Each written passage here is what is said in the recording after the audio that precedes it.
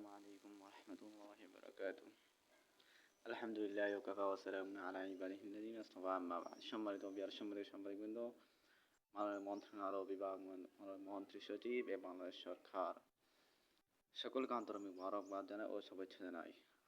আপনাদের কাছে আমার বিনীত অনুরোধ ও কৃতজ্ঞতা। মাশাআল্লাহ, আলহামদুলিল্লাহ আপনারা যে আমাকে দায়িত্ব দিয়েছেন।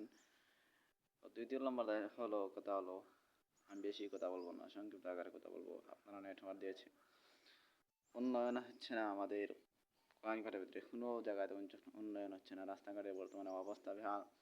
আমাদের এমপি সাহেব বর্তমানে কোনো খোঁজখবর নেয় নাই। তারপরে এমপি সাহেব রাস্তাঘাটের উদ্বোধন না নিয়ে উনি রেল লাইনের কাজ আগে করতে যাচ্ছে। উনি মনে করে যে রেল লাইন আগে ফরজ, কিন্তু ফরজ হচ্ছে আমাদের রাস্তাঘাট, যেগুলো মানুষ চলাচল করতে পারে না। মানুষ অচল অবস্থায় বাড়ি করে মানে বসবাস করতে পারে না রাস্তাঘাট না থাকার কারণে। আমি মাননীয় মন্ত্রণালয়ের মন্ত্রী সচিবকে জানাই আমাদের উন্নয়ন আমি দেখাবো ইনশাআল্লাহ কতটুকু উন্নয়ন কে করছে না করছে।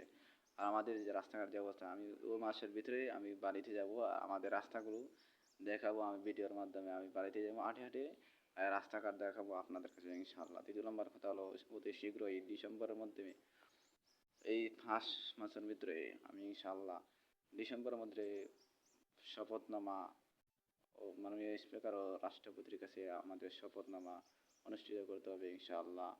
আর আপনারা শীঘ্রই আমার কাজগুলো শীঘ্রই তাড়াতাড়ি কাজ করেন। 2026 থেকে আমাদের কাজ উদ্বোধন করার জন্য বিনীতভাবে অনুরোধ করি। মাননীয় মন্ত্রণালয় বিভাগ, মাননীয় সরকারের কাছে আমার বিনীতভাবে অনুরোধ রইল আপনারা অতি শীঘ্রই আমাকে ডাক দেবেন।